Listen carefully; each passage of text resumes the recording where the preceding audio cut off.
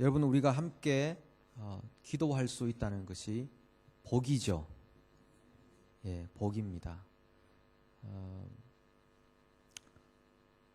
하나님의 마음을 우리가 품을 수 있다는 것이 복이고, 그리스도 예수의 그 십자가의 사랑을 알 수 있다는 것이 복이고, 이런 새벽에 이 좋은 건물에 문 열어드리고 따뜻하게 해서 들어오시라고 하는 거, 그 복이죠. 예, 그 여기서 잘 모르는 분, 이렇게 수상한 분 계시면 우리가 밖으로 문 열고 다시 가시라고 그러거든요. 그러니까 환영을 받고 이 자리에 와서 함께 노래하고 또 기도하고 또 생명의 말씀을 나눌 수 있다는 것이 우리는 복이라고 믿는 하나님의 사람들입니다. 그런 줄 믿으십니까? 예, 그래서 옆 사람에게 복 받으셨습니다, 이렇게 한번 인사하시겠습니다. 예.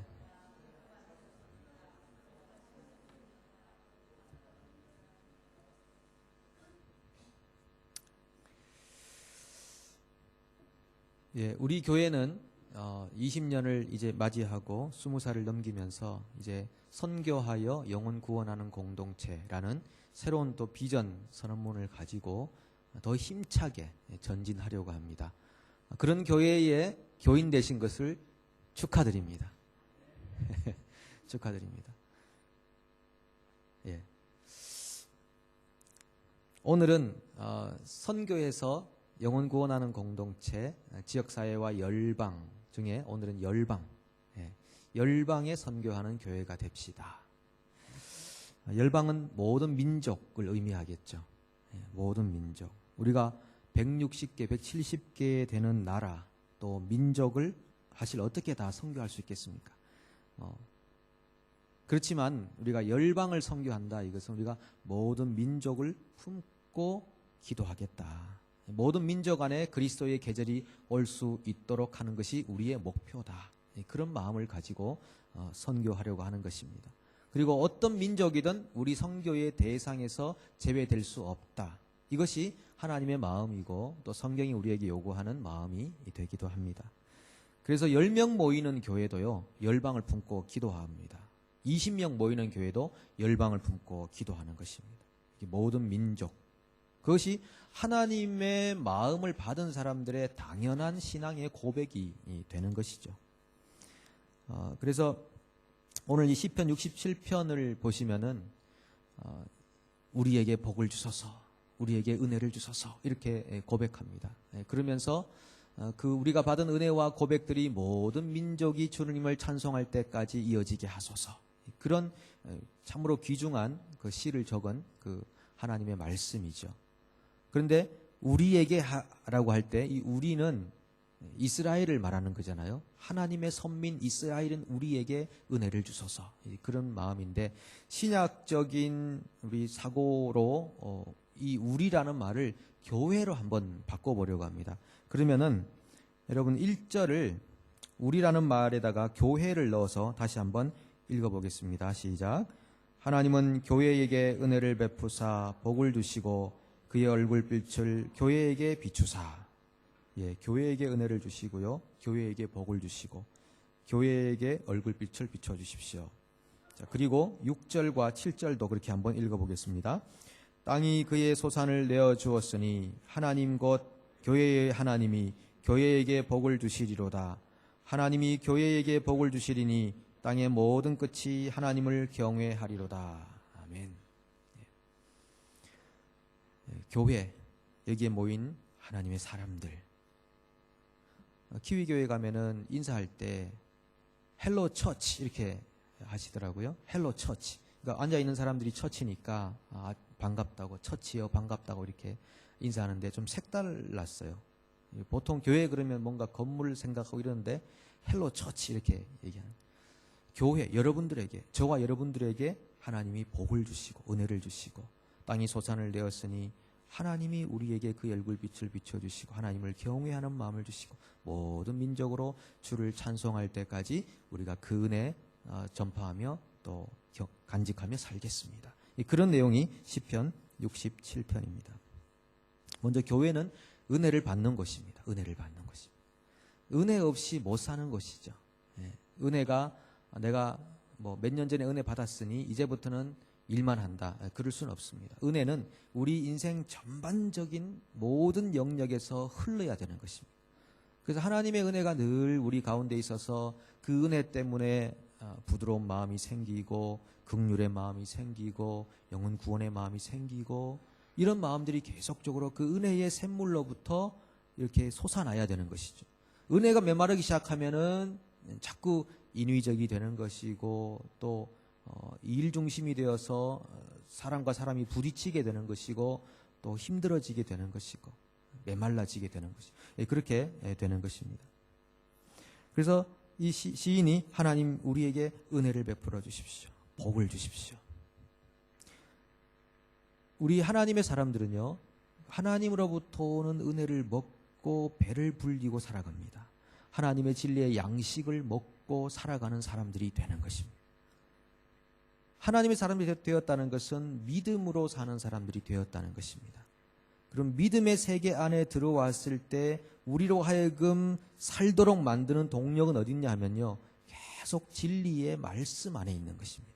진리의 말씀이 우리의 삶 속에 새로운 그 작용으로 역사하셔서 우리로 하여금 세상 사람들이 살지 못하는 믿음의 삶을 살도록 인도해 가신다는 것이죠. 그래서 로마서 1장 17절에 보면은 복음에는 하나님의 의가 나타나서 믿음으로 믿음에 이르게 하나니 기록된 바 오직 의인은 믿음으로 말미암아 살리라 함과 같으니라.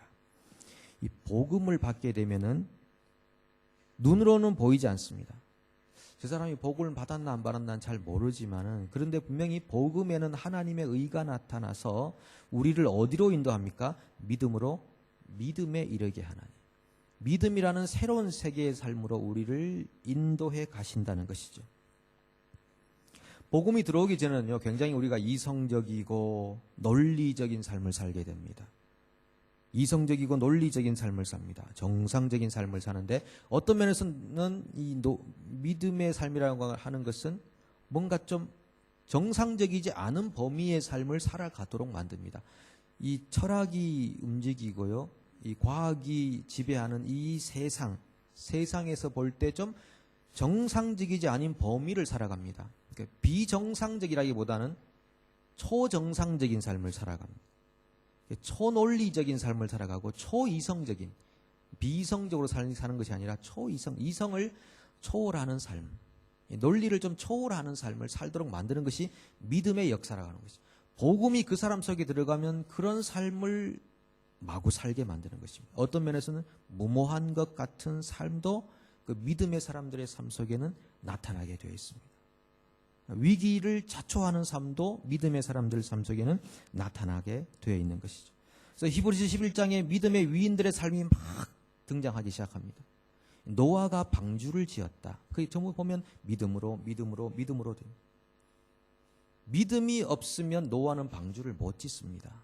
이성적으로는 되지도 않은 일입니다. 어떻게 그 마른 하늘에 어떻게 120년 동안을 방주를 지었다.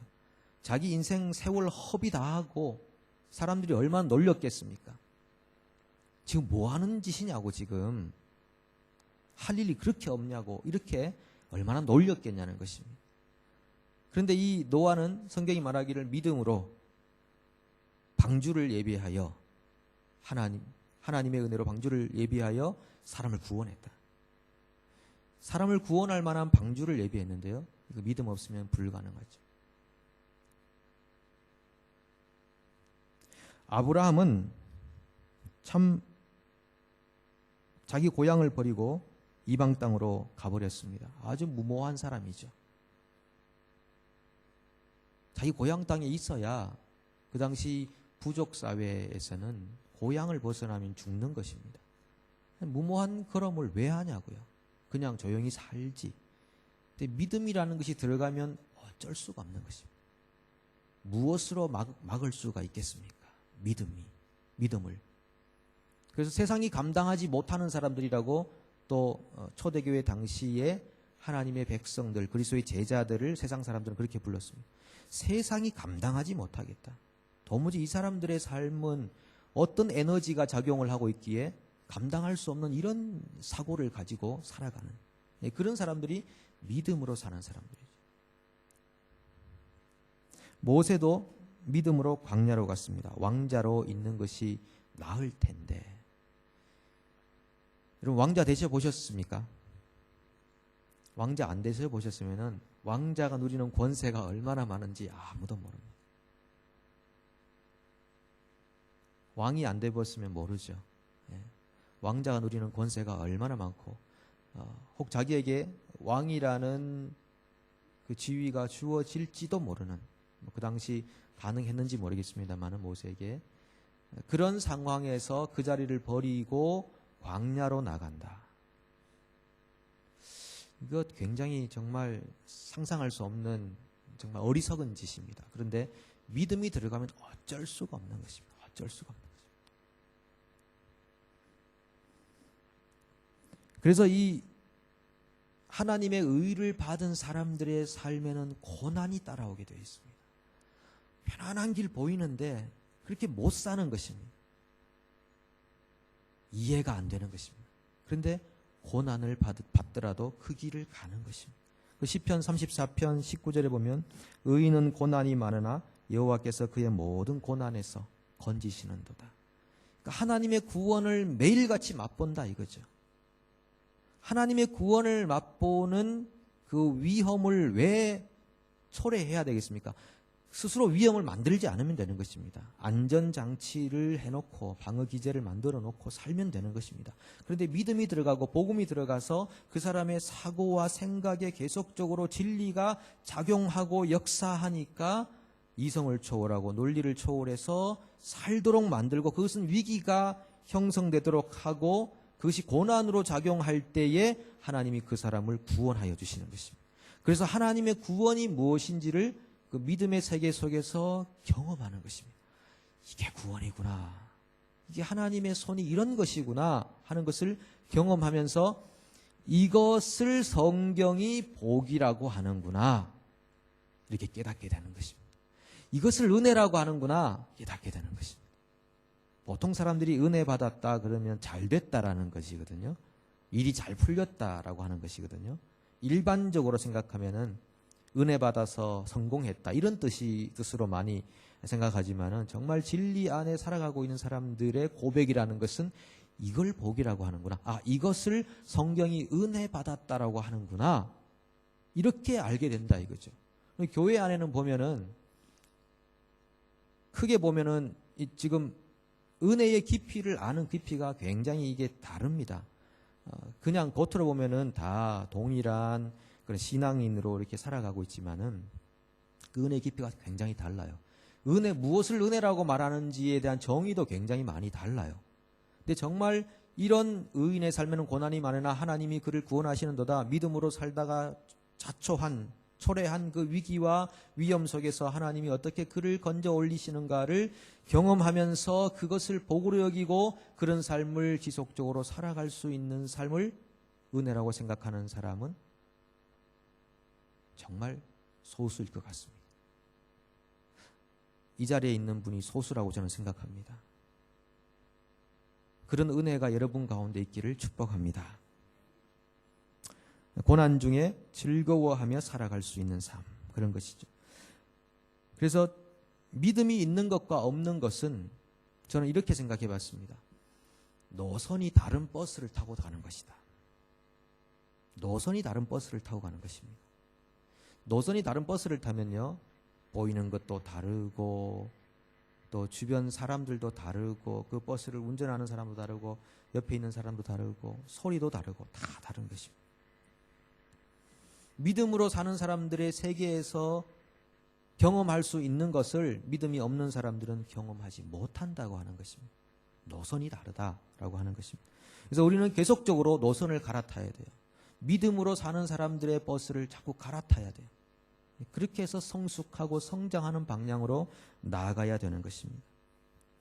여러분 한번 이렇게 생각 한번 비교해 보시기 바랍니다. 예수를 믿은 후에 어떤 사람은 굉장히 막 비즈니스 잘 되고 재물도 늘어나고 막 성공하게 되었어요. 그래서 정말 예수 믿으니까 복 주시는구나 이렇게 생각하고 삽니다. 하나님 왜 물질을 못 주시겠어요? 왜 예수 믿는 사람들에게 왜 성공을 못하게 하시겠어요? 주실 수 있습니다. 또 어떤 사람들은 믿음으로 예수를 믿은 이후에 정말 이 의인의 삶이 무엇인지를 경험하면서 하나님이 만들어 놓으신 그 광야 같은 생활을 거듭 반복하면서 세상적으로 볼 때 실패한 사람같이 보였지만은 그런데 그 고난 속에서 연단이 되고 연단이 되면서 정말 무엇이 복인지를 정금같이 캐낸 사람이 있습니다. 그래서 이 사람에게는 하나님의 은혜 복 그러면 하나님이 저를 고난 중에 연단하셔서 정말 어리석은 저를 정말 죄악 중에서 세상적으로 죽을 수밖에 없는 저를 이렇게 살도록 만들어 주셨습니다. 이것이 은혜입니다. 이렇게 간증하는 사람이 있다고 생각해 보십시오. 첫 번째 사람은 간증 그러면은 물질적으로 제가 손해 안 보고 아주 이렇게 부한 사람이 되었습니다. 성공했습니다. 비즈니스 위기 가운데 이렇게 성공하게 되었습니다. 제가 직장생활 정말 잘 취업해가지고 정말 승승장구하며 살았고 정말 제가 이렇게 좋은 지위를 갖게 되었습니다. 이렇게 간증할 거예요. 뭐 그런 간증도 그럴 수 있습니다. 네, 그것을 완전히 배제할 수는 없습니다. 자연 상승이라는 것이 있습니다. 복음 안에 살아가게 되면은 자연 상승이 생깁니다. 왜냐하면 복음 안에는 생활 질서를 바꾸고 생활의 패턴을 바꾸는 그런 하나님의 능력이 있기 때문에 그렇게 생활 질서를 바꾸다 보니 자연적으로 우리에게 주어지는 그런 상승들이 있습니다. 그래서 그것을 간증 아니다 이렇게 할 수는 없는 것이죠. 그런데 두 번째 사람이 간증하는 걸 들어보면은 하나님이 저를 굉장히 제가 정말 죄인인데 제가 스스로 알 수 없는 이 하나님의 복의 세계와 은혜의 세계를 이렇게 깊이 있게 고난 가운데 체험하게 하셨는데 저는 이런 고난의 삶 참 힘들고 어렵지만은 그러나 이것을 빼앗기고 싶지는 않습니다. 이렇게 간증할 거라고요.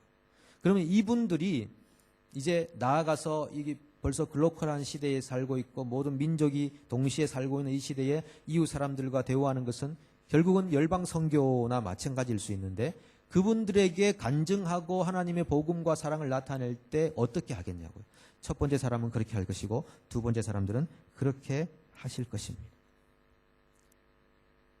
그러면 그 간증을 들은 사람들이 또 그런 삶을 패턴을 지향할 수 있게 되고 또 두 번째 사람들은 또 그 패턴을 지향할 수 있게 될 겁니다.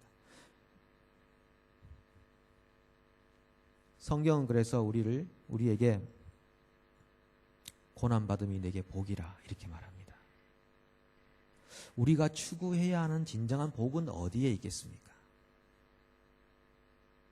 여러분 혹시 여러분이 가지고 있는 재물에 대해서 굉장히 자랑하고 싶은 마음이 있으시면은 이제부터는 돈 내고 자랑하십시오. 한 번 할 때마다 1,000불씩 내셔야 돼. 내 재산이 지금 굉장히 많다. 이 말 하시면은 주변에서 돈 받으십시오. 돈 내고 자랑해라. 그 많다는 얘기 들을 때 듣는 사람들이 기쁘겠습니까? 그러셨어요. 정말 기뻐요. 이렇게 하시겠습니까? 많은데 어쩌라고요? 이렇게 나올 거라고요. 어쩌라고요? 이렇게 나올 거라고요. 요즘은 옛날에는 뭐 좀 잘 산다 이러면은 부러워하기도 요즘은 부러워 안 합니다. 아무도 부러워 안 합니다. 그리고 특별히 그리스도인들은 더더욱 부러워 안 합니다. 그렇지 않습니까? 부럽지가 않아요. 부럽지가 않아요. 물론 있으면 좋겠어요. 일반적으로. 그러나 부럽지는 않다 이거죠. 그것을 우리가 부러워하지는 않는다. 정말 존경할 만한 그런 인품과 성품을 보일 때 정말 부러운 것이죠.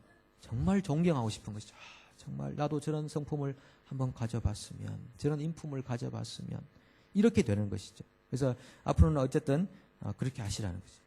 그러니까 우리가 정말 전도하고 간증할 때는 정말 우리가 경험한 하나님 고난 속에서 의인의 삶을 살다가 경험했던 하나님의 구원의 역사하심들, 그 하나님의 손길들을 증거하자 이것입니다. 그래서 그 우리가 은혜 받은 것들이 모든 민족으로 갈 때까지, 모든 민족이 이렇게 하나님을 경외할 때까지 우리가 그 은혜를 나누며 살자 하는 것입니다. 3절과 5절이 똑같이 말해요. 하나님이여 민족들이 주를 찬송하게 하시며 모든 민족들이 주를 찬송하게 하소서. 민족이 주를 찬송하게 하는 것이 우리가 은혜 받는 이유입니다. 우리 잘 되는 거 좋습니다. 그러나 이 하나님의 은혜가 민족들로 나가야 되죠. 그래서 요즘은요, 선교할 때도 돈으로 하는 선교 시대는 지나갔습니다. 이게 선교의 시대가 어제 말씀드린 그레이스 센츄리 윌리엄 캐리로부터 새로운 선교적 지평이 넓어지면서 하나님의 복음이 전 세계로 이제 흘러가는 위대한 역사가 일어나고, 허더슨 테일러 같은 사람들이 또 중국 내륙 지방을 또 전도하기 시작하고, 이러면 선교하기 시작하면서 이제 전 세계로 복음이 퍼져가는데, 미국 선교사들이 굉장히 자기들이 자성하고 반성했던 그런 일들이 뭐냐면 돈으로 선교하려고 했다고 하는 것입니다. 돈만 있으면 된다고 생각했다는 것입니다. 그래서 아프리카 같은 데는 여러분 지금 기독교인들이 확 성장을 많이 했거든요. 유럽은 팍 줄었지만은 아프리카는 성장해서 전 세계적인 기독교 인구는 점점 늘어나고 있는 것인데, 근데 이 아프리카가 이 돈으로 한 선교가 많았기 때문에 돈 더 많이 주는 종교로 간다는 것입니다. 돈 더 많이 주는 종교로 간다는 것이죠. 완전히 망쳐버렸다고 하는 것입니다. 바누아투도 그렇다고 합니다. 바누아투 선교하시는 우리 목사님, 지난번에 우리 강사로 오신 목사님도 그런 얘기해요. 자기는 돈 안 준다. 그러니까 이제 선교사들이 딱 가면요, 현지에 있는 분들이 선교사 이코르 돈이라고 생각한답니다. 그래서 그분들에게는 새로운 기술이 생겼답니다. 어떻게 하면 돈을 더 뜯어낼 수 있는가, 이런 재능이 생겼대요. 근데 이 목사님이 그걸 아시고 자기는 만약에 선교 후원비를 받아도 절대 돈을 안 주는 겁니다. 뭐 필요한 물품을 사줄 수도 있고 하지만, 왜냐하면 돈을 주는 동시에 이 사람들의 정신 상태가 망가진다고 생각하기 때문에. 그래서 그런데 왜 당신은 우리한테 돈을 안 주느냐 이렇게 묻는데요. 그러면 이유를 설명해 준답니다. 돈이라는 것이 이 사람을 이렇게 망칠 수 있다. 이렇게 이제 하면서 정말 그 변화될 수 없는 한 부족이 새롭게 되는 그런 은혜를 이 선교사님이 경험했다고 간증하는 것을 제가 들은 적이 있습니다. 우리가 정말 세상 사람들한테 줘야 하는 것은 이 세상을 살아가면서 경험한 하나님의 은혜와 분명한 구원의 역사와 고난 가운데 경험했던 하나님의 그 신실하신 은혜와 사랑과 역사하심들, 그 은혜와 사랑을 우리가 받은 대로 모든 민족이 주를 찬송할 때까지 우리가 함께 전진해야 하는 것입니다. 우리 교회는 7나라와 관계해서 지금 함께 섬기고 있습니다. 퍼시픽의 3나라 있고, 그다음에 아시아의 3나라, 유럽의 1나라 이렇게 있습니다. 카자흐스탄은 원래 아시아 쪽인데 이분들은 자기를 유럽이라고 생각한다고 합니다. 그러니까 유럽의 1나라, 퍼시픽에 바누아투, 피지, 파푸아, 그리고 아시아의 방글라데시, 중국, 어디입니까 또 하나가? 예? 북한이 아니고, 저도 새벽이라서 지금 방글라데시, 중국, 파키스탄, 그죠? 이거 파키스탄이 생각이 왜 안 났죠? 예, 파키스탄, 그리고 카자흐스탄, 이렇게 7 선교사, 그 지역에 선교하는 선교사님들과 연결이 되어 있죠. 그래서 목장마다 선교사님들이 오시면 모셔서 선교 보고도 나누시고 또 후원도 하시고 참 보기 좋더라고요. 예, 그렇게 하시더라고요. 목장마다 그렇게 선교사님과 연결되어 있고, 또 목장 모임 때마다 또 선교지를 위해 기도하고 나라를 위해 기도하면서 어쨌든 간에 우리만의 어떤 그 공동체라기보다도 우리에게 받은 그 은혜가 그 열방으로 흘러갈 수 있도록 하는 계속 그런 그 창구들을 만들어 놓아야 되는 것입니다. 그것이 무릎 선교사의 기능을 하는 것이고, 또 그분들을 후원하는 그런 일이 되는 것입니다. 그렇게 해서 우리 교회가 생각의 지평이 넓어지고 또 신앙의 지평이 넓어지는 그런 교회가 되었으면 좋겠습니다. 그것이 마지막입니다. 그것이 그렇게 할 수 있는 것이 우리의 특권이고 우리가 받은 복이고 하나님의 은혜다라고 하는 것을 절실히 깨닫고 그 일을 반복하는 주님의 교회가 될 수 있기를 축복합니다. 함께 우리 찬양하고 기도하겠습니다.